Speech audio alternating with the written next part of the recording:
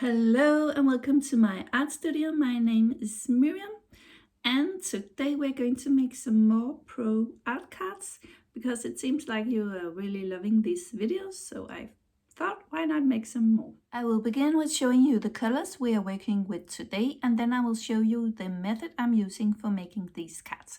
So you just have to follow along the video and then you will learn how I do it. But let's get started. Okay, so to begin with, I will show you the colors we're going to use in this video. And I'm using my Kuretake Gansai watercolors for both paintings. So, and the first one, as you can see here, are these colors we have here. A good selection of different greens and a little bit of pink and a little bit of yellow. Then I'm also using some white gouache and perhaps some acrylic, white acrylic, and a black crayon, because this can make a very nice effect in the paint, but I will just show you along the way. For the other card, I just want to mention this, and it's something I follow on Instagram by an artist called Esther McLeod. I hope I pronounced that right. But she has this thing called Colory Combo, and each week you can get different combos of colors sent to your email. And week 45 it was these colors, so I thought I would use this in this video. She's also on Facebook, so you can find her there as well, and this is her name. And I really love these color challenges. She has a challenge every week that you make a painting with the colors she sent to you by email. So yeah, and it's quite inspiring, and you get to paint some painting with some colors you wouldn't normally choose. So I really love that challenge, and I just thought I would mention it to you here as well. But let's get started with the first painting where we are going to use these colors. If you don't have Kuretake colors, just find something that matches this. That's completely fine. That will work great as well.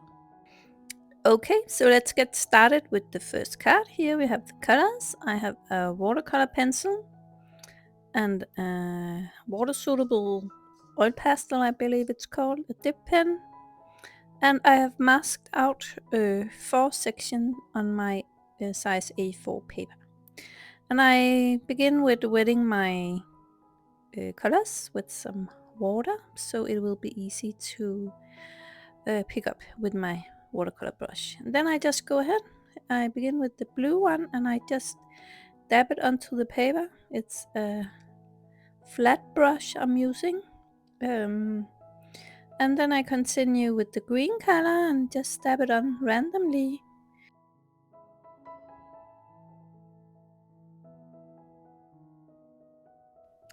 And then I pick up the next color and do the same. Just put it on randomly where I think it needs to be. And I allow the paints to flow together. They are allowed to touch each other. That's completely okay. And here I've continued with the next one. And then we go in with the pink color and put that on as well. Some of the colors is only a little bit of that color I use on the paper, and other colors will be more dominating on the paper. So you could think in terms of what will be your most dominating color, and then the next, and then the next, and then the next. So, and then there will be one color that you don't use that much. So that's a good thing to remember when you paint. And here I'm just, you want the color all over the paper. So just going in with the next color, or the first color we used, and putting that in. And yeah. I want there to be colors all over the paper. Dabbing in a little bit of the dark color here. Because it's important to have both light and dark colors in the painting. And here I'm using my dip pen to scratch the paper and scratch in the paint, so it will make some marks. Yes, that will give a nice effect, I believe. And you drag out some of the colors. I believe it looks nice in the dark especially. Then I go in with my watercolor pencil and just do some random drawing on the paper, or whatever you can call it, doodling or something like that. And then I pick up my brush again. And now I'm going in with some white gouache. Then I just begin to work that into the paint on the paper. And the gouache will mix with the watercolors and you will get some more pastel-like colors. So yeah, in some places I will allow the color to be very vibrant, and in other places I will go in with the white gouache and just make it more pastel-like. I don't know if you can hear it on my voice, but I've been having a cold this week. We have entered winter here in Denmark, so it's quite cold, and you know, the whole family has been down with the flu. So, but it's going forward now, so I'm getting better and better, so that's nice. Yeah, and I continue with the white brush, just dab it in here and there. And then I go in again with my watercolor pencil, and I was hoping the whole paper was completely dry, and it was only a few places it wasn't, so that's okay. And now I'm drawing some circles, uneven circles with my watercolor pen, and then I activate the color with my brush.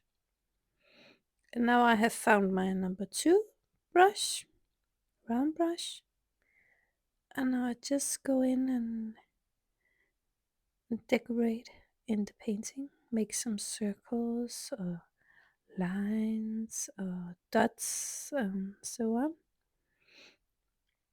to make it a little bit interesting. Then I continue with the next one. As you can see here, make some uneven figures.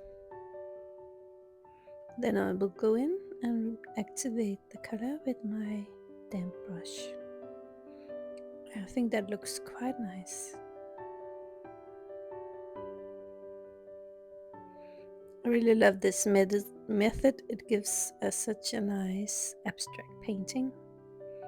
And I will also show you how you can make these semi-abstract, but we will get to that later on.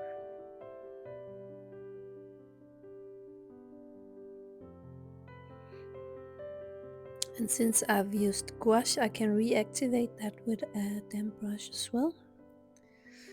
And here I'm going in with my water soluble oil pastel, and I'm also just making some lines, and I'm rolling the oil pastel between my fingers. And now I'm trying to activate the color here as well.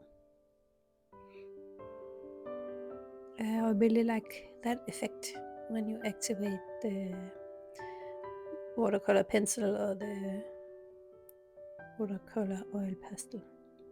And I just felt like it needed a little bit of something, so I go in with this very bright green gold color. And it's now you use your intuition, if you can call it that, and just look at the painting and see what you feel like it's needing. And now I'm going in again with my watercolor pencil, making some figures in the painting, some round circles, uneven round circles, and activate it. And I felt like I needed a little more white, so I have picked up my acrylic, white acrylic, and I've changed my brush so I won't use my expensive watercolor brushes for this. Yeah, and this is a flat brush as well I'm using to distribute the white acrylics. And I am very much out on the edge of the painting. Um, so I sort of frame it in the middle, or yeah, something like that. It's a little bit difficult to explain what you do, but and here you can see I have put the acrylic on all the painting, and here I'm showing you how you can make it semi-abstract. You can paint in a leaf or a flower or something like that. Our brain likes to see something recognizable, so it can be a good idea to do that in the painting. So I thought I would just show you that. And I activate this as well with some water.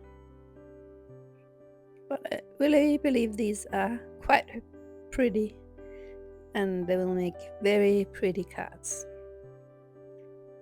And again, I just look and see if I feel like it needs something here and there. And of course the acrylic paint is completely dry now, so that's important to remember before you continue with the watercolor pencil. Then I'm dabbing in a little bit of the pink color. So yeah, you use your intuition a lot when you paint like this. So, and sometimes you will make something you like, and sometimes you don't like it that much, but that's okay. You got four. So I use my hairdryer to take off the masking tape, and there you go, the finished cards. Let's continue with the next. I've done the same to the paper, divided into 4, and I just want to show you this sketchbook idea generator, because in this books you will have different color combinations as well, so I hope this can inspire you as well. I just wanted to give you a tip. If you sometimes wonder what colors you want to use, it could be nice to do it like this, get a book like this, or the Colory Combo as I talked about in the beginning of this video. So I just wanted to show you that. I'm using a flat brush for this painting, and I'm spraying my paints with some water to make them easy to use. And now I begin with this first color. So I have a special technique for doing these cards, and I've just written it down so you can read how I do it. I make a straight line all the way down the paper, and I do that on each side of the paper. This is step 1.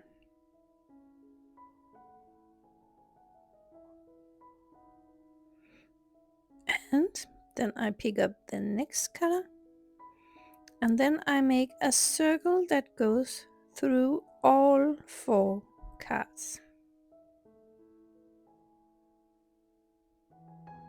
Like this. Then I pick up the next color, and then I make a sort of a snake that goes through all 4 cards as well.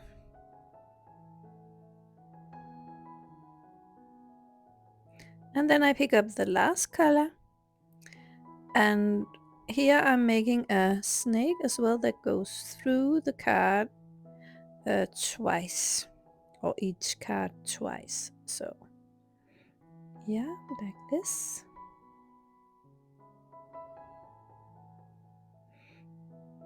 And if you have to enhance in some places, you can just do that. And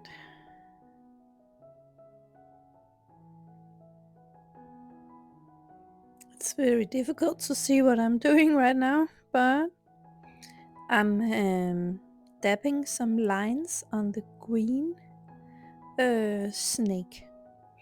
So I'm just going all the way down, picking up colors and then dabbing with the edge of my brush to make some lines. Then I I dry it off with my hairdryer, and I remove the masking tape as well, using my hairdryer so it won't tear the paper.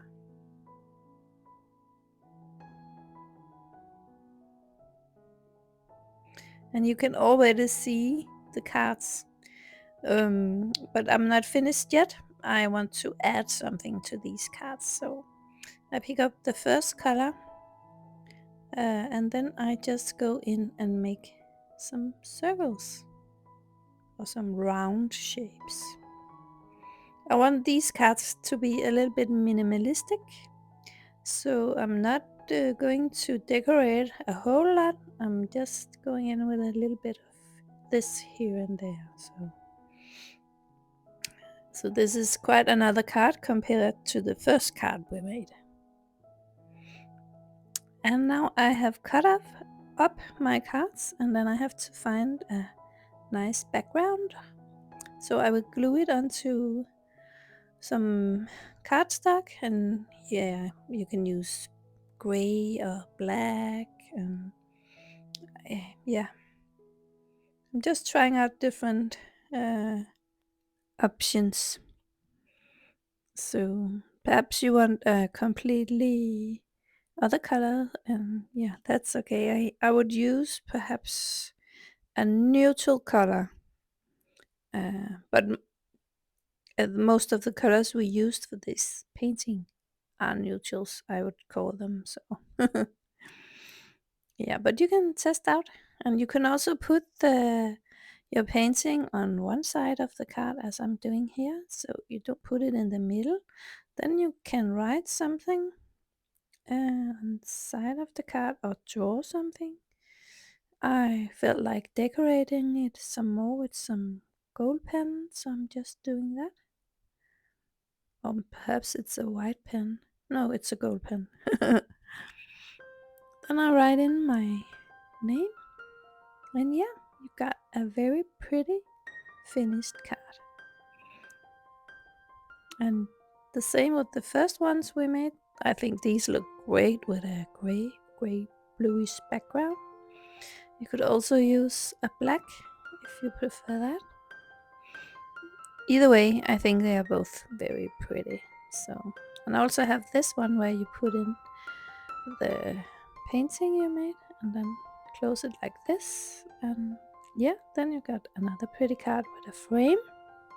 So that was it for this tutorial. I really hope you found it useful. Please like and subscribe and all that if you want to see more from this channel. Be well, and I hope to see you again in another video. Bye for now.